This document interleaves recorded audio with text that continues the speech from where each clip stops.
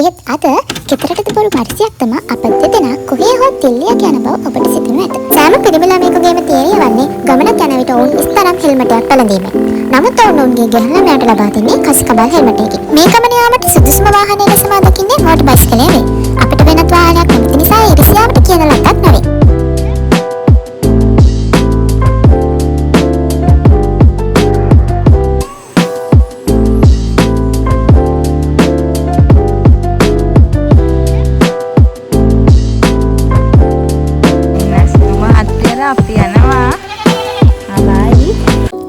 එදා සිකුරාදා දවසකි. වෙනදාට නම් මම මහපාන්දර නැගිටගෙන දතකට පොලිෂ් කරගෙන සතියාන්ත නිමාඩුව ගැන සිතමින් ඔෆිස් යාමට සූදානම් වනු ඇත. එහෙත් අද කෙතරටද බොරු මරිසියක් තමා අප දෙදෙනා කොහේ හෝ දිල්ලියක් යන බව ඔබට සිතනු ඇත. ඔව්, ඔබ නිවැරදිය. අපි අද යන්නේ මරේ මරු ප්ලේස් එකකට. මේ බයිසිකලය එළවන කොළුවා ඔබට ඇතැම් විට නොපුරුදු වන්නට ඇති. මේ මාගේ බොයිෆ්‍රෙන්ඩ්. ඔහුටද නිමාඩු ලැබෙන්නේ මසකට වරක් පමණි. හමුදාවෙන් නිමාඩු ලබා දීම පිළිබඳව මා අමුතුවෙන් ඔබට අර්ථ විවරණ සැපයීම අනවශ්‍ය බව සිතමි.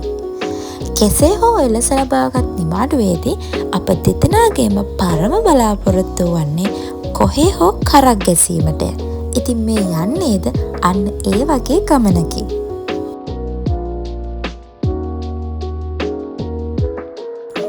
මේ යන්නේ පැලම්පිටිය විව් පොයින්ට් එකට. දේදුගල දොළස්පාගේ යනෝ කෑගල්ල පුරවරේ සැඟවුණු සුන්දරත්වයක් ඇති ප්‍රදේශයකි. අපි අපේ ට්‍රිප් එක ආරම්භ කළේ කිරිඳිවැල ටවුන් එකේ සිට. එතැන් සිට පැය 2ක පමණ දුර අපට යාමට ඇත. සෑම නිමාඩුවකටම පාහේ මේ ප්‍රදේශයට එන අප දෙදෙනාට මේ ප්‍රදේශයේ දැන් තරමක් හුරු පුරුදුය.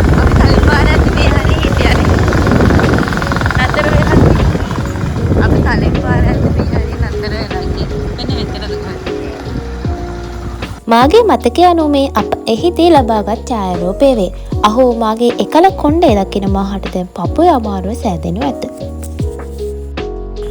සෑම පිරිමි ළමයෙකුගේම තීරණය වන්නේ ගමනක් යන විට ඔවුන් ඉස්තරම් හෙල්මටයක් පැළඳීමයි. නමුත් ඔවුන්ගේ ගැහැණු ළමයාට ලබා දෙන්නේ කස්කබල් හෙල්මටයකි. මොහුද ඒ තීරණය එලෙසින්ම අනුගමනය කර ඇත.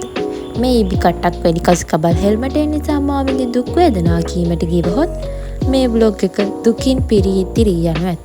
එම නිසා මා එය නොකිය ස්ටෝරියේ ඉතුරු ටික කන්ටිනියු කරමි. මේ ගමනේදී අපට දෙපස මුණ ගැසෙන පරිසරය ගැන වචනයක් නොකියා සිටියහොත් අප එය ඔවුන්ට කරන අවමානයකි. සතියේ දින 5ම දිනපතා කොළඹ ගොස් උදේ සිට හවස් වනතුරුම කම්පියුටරයක් බදාගෙන සිටින මට මේ වටපිටාව දකින විට පැදුරක් දා බිම නිදා ගන්නට වුවද සිතේ. නමුත් පොඩි අවුලකට ඇත්තේ කූඩැල්ලන් සිටීමයි. කූඩැල්ලන්ගේ ස්ටෝරිය මා ඉදිරියේදී ඔබට කීමට පොරොන්දු වෙමි. මේ ගමන යාමට සුදුසුම වාහනය ලෙස මා දකින්නේ මෝටර් බයිසිකලය වේ. අපිට වෙනත් වාහනයක් නොමැති නිසා ඉරිසියාවට කියන ලද්දක් නොවේ. පිටුපස අසුනට වී දෙපස් පරිසරයේ සුන්දරත්වයේ උපරිමයෙන් විඳින මාගේ රාජකාරිය වන්නේ ඈත කඳු අතර පෙනෙන දියැලි ගණන් කිරීමයි. අර බලන්නකෝ, අතන දියැලක් තියෙනවා යනුවෙන් ඒ පෙන්වා දීමයි. එවිට ඔහු බයිසිකල් පැදීම සහ වටපිට බැලීම එකවර කිරීම අපහසු බවට පවසමින් බයිසිකලය නතර කරනු ඇත. මේ ඈත පෙනෙන්නේද මා එලෙස පෙන්වූ එක් දියැලකි. මේ වගේ දියැලි 10ක් 20ක් ඉස්සරහට තිබුණොත් මේ ගමන යන්න වෙන්නේ නැහැ. යනුවෙන් පැවසුව ඔහු මා බලෙන් මෙන් මා නැවත බයිසිකලයට නංවා ගන්නලා ඇති. ඔහු එලෙස කීවාද මා නැවත වරක් ඈත පෙනෙන දියැලක් පෙන්වූ විට ඒ නැරඹීමට බයිසිකලය නතර නොකළහොත් ඔහු මාගේ බොයිෆ්‍රෙන්ඩ් නෙවේ. ඒ මන්දයත් මා හොඳින්ම ඔහු ගැන දන්නා නිසායි. මට ඇති පිස්සුවම ඔහුටද ඒ ආකාරයෙන්ම අඩුවක් නැතිවම පිහිටා ඇත. මේ යන පාරේ පතවංගු 7-8ක්ම ඔබට මුණ ගැසෙනු ඇත. ඒ නිසා කනේ වැලි ගෑවන තරම් වේගයෙන් මේ පාරේ ධාවනය කිරීම සුදුසු වන්නේ නැත.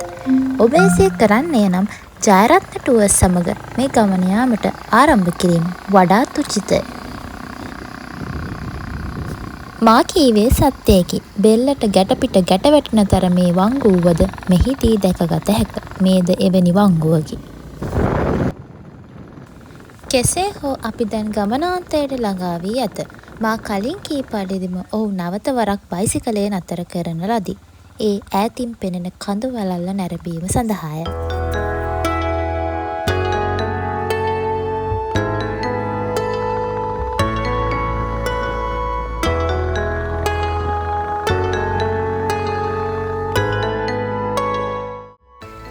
අවසානයේ අපි එහි ළඟා වන ලදී.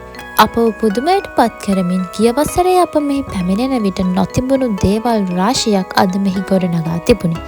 ඒවා ගැන විස්තර කිරීමට පෙර මේ සුන්දර පරිසරයේ විඳ ගැනීමට අපි සූදානම් වෙමු.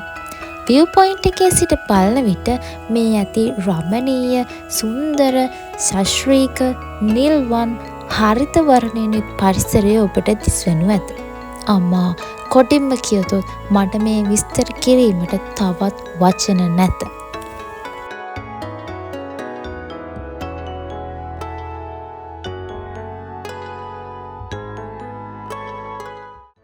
ආරම්භයේදී කියූ පරිදි මොහුට රැකියාවෙන් නිමාඩු ලබා දී තිබුණි. නමුත් ඇත්තටම නිමාඩු දීලාද යන්න දැන් සැක සහිතයි. ඊකේෂන් එකක් ගහන්න ඕනේ. ඔව් අන්න හරි. අප කොහේ ගියත් ওই જાතියේ කෝල් එකක් එම දැන් අපට හුරු පුරුදුය.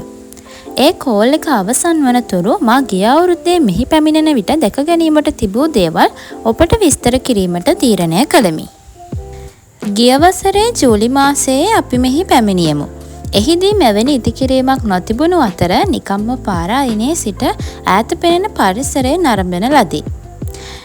අප පැය කිහිපයක් මෙහි රැඳී සිටියද කිසිවෙකු පැමිණියේ නැත.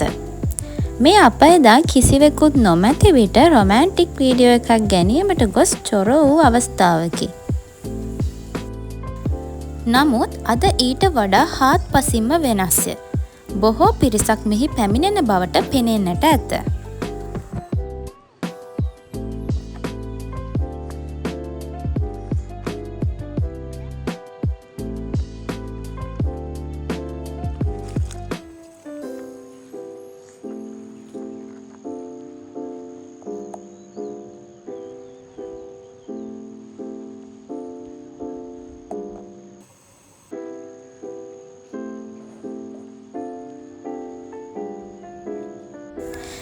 දැන් මා view point එකෙන් උඩට වන්නට පාර දිගේ ඇවිදගෙන ගියෙමි.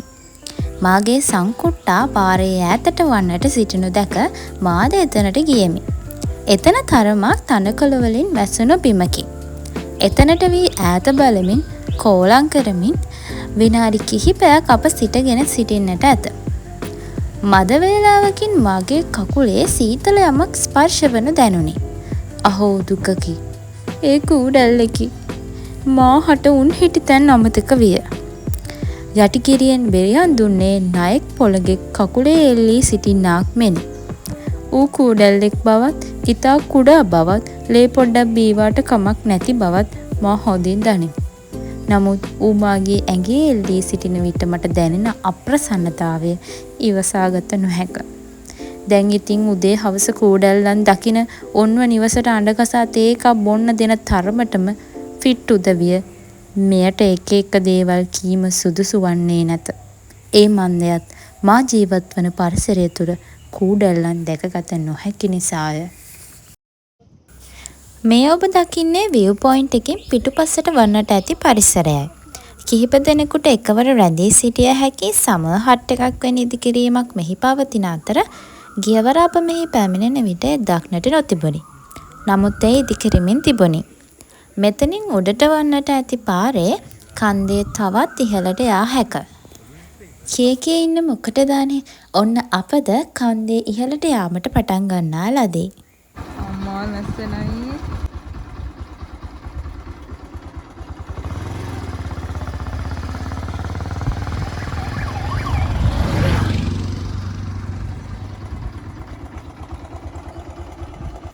පෞද්ගලිකවම මා view point එකෙන් දකින පරිසරයට වඩා කන්දේ ඉහළට වන්නට ඇති පරිසරයට වඩා තැලුම් කරමි.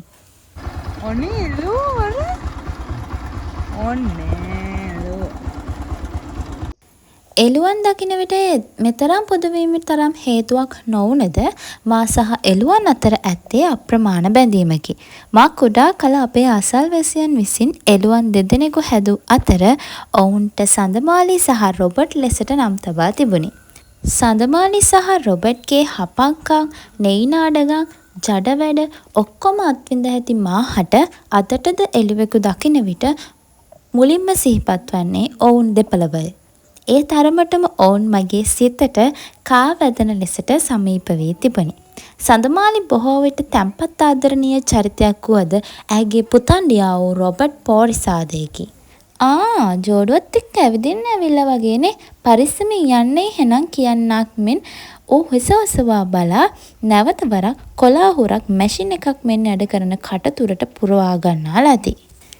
කෙසේ හෝ මේ එළු රංචුවෙන් අප ගැන තරමක් හෝ උනන්දුවෙන් විපරම් කර බැලුවේ මේ කළු සුදු පැංචි පමණි. අනිත් අය නම් අප ගැන කිසිදු උනන්දුවක් නොදැක්වූ අතර ඔවුන් ඔවුන්ගේ කටේ වඩුකම ඇරෙන්නට වෙනත් දෙයක් ගැන සිතන බවක් පෙනෙන්නට තිබුණේ නැත.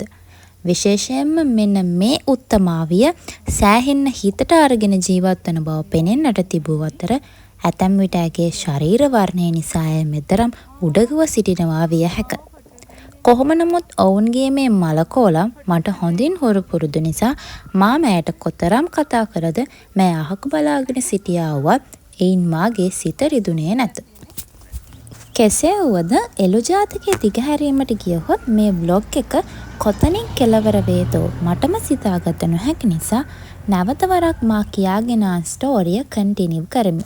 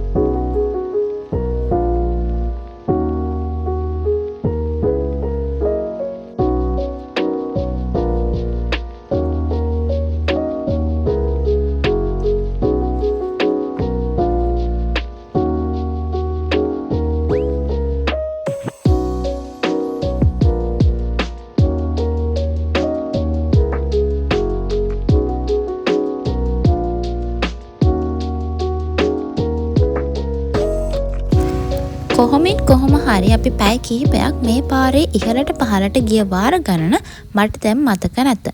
කොතරම් එහාට මෙහාට ගියද අපට ඒ ඇති වූයේ නම් නැත. නමුත් අවසානයේදී ඉහළ කඳු මුදුනට මීදුම් පටලයකින් වසා දමමින් වැසිබිඳු 1-2 බිම පතිත වන්නට විය. අපගේ බෑග් බයිසිකලය මත තිබූ අතර ඒවා දරගෙන ඔහු අසල තිබූ මඩුවට යාමට යෝජනා කරන ලදී. ඔය යන්න එපා සත්තු වෙති.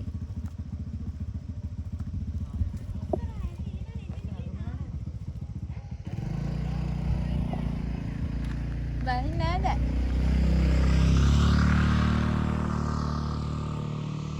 එන්න වහින්න.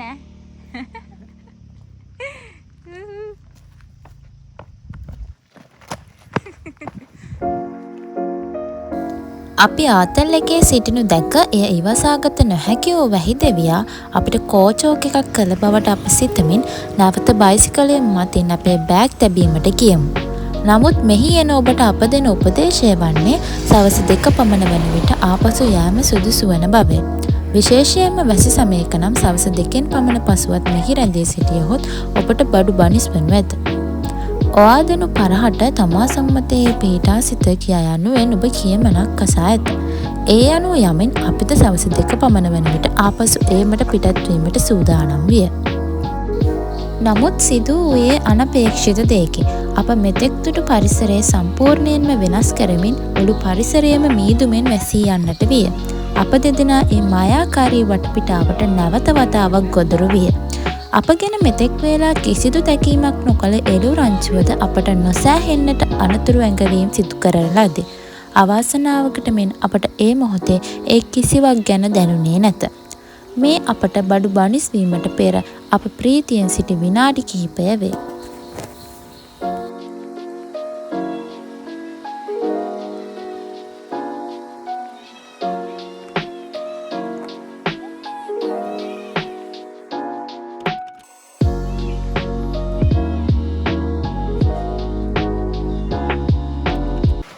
අවසානයේ පත වැස්සක් කඩා වැටුණි. එයින් බේරීමට අප අසල තිබූ මඩුවට දිව කියත සැබවින්ම අපි එකයි මඩුවට ආගන්තුකයෙන් වීම.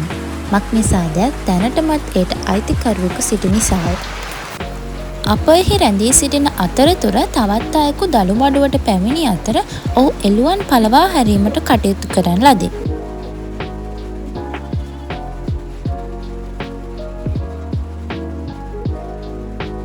නමුත් මේ මව්කිරි බොන චූටි පැංචීව එලවා දැමීමට තරම් ඔහු අකාරුණික වූයේ නැත. කෙසේ නමුත් මේ අලිබබාගේ වදෙන් පොරෙන් බේරීමට බැරිම තැන හෙලිච්චිය තීරණය කරේ වැස්සේම හෝ කොහේට හරි පහන් වීමටය.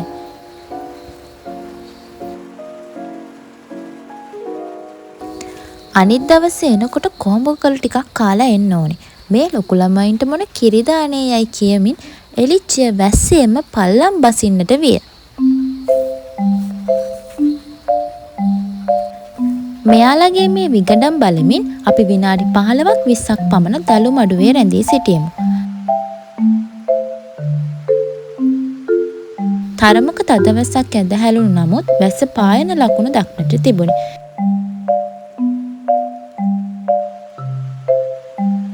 කෙසේ හෝ වැස්ස තරමක් අඩු වූ අතර ඔහු යෝජනා කළේ පොද වැස්සේම පිටත්ව යාමටය. අප පමණක් නොව මොවුන්ද වැස්ස තරමක් අඩු වූ විකසම තරඟයට මෙන් දුවන්නට පටන් ගන්නා ලදී. ඔවුන් වැස්සට රැඳී සිටියේ ඒ ආසන්නයේ තිබූ දේවාලයක් වැනි යම්කිසි ඉදිකිරීමක් තුළය. මොවුන්ට සැබවින්ම වැස්සට රැඳී සිටීමට තැනක් ඇත්ත. මොවුන්ට සැබවින්ම යම්කිසි රැකවරණයක් ඇත්ත. යන්න අදටත් මේ වීඩියෝව සකසන අතරතුරදීද මාගේ සිත පාරවන සිතුවිල්ලකි. මක්නිසාදයත් අපි අපේ සඳමාලි සහ රොබර්ට්ව කවරදාකවත් වැස්සට තෙමෙන්නට ඉඩ හැරියේ නැති නිසාය. සුදු මහත්තයලා අපි යනවා. බයි. බයි.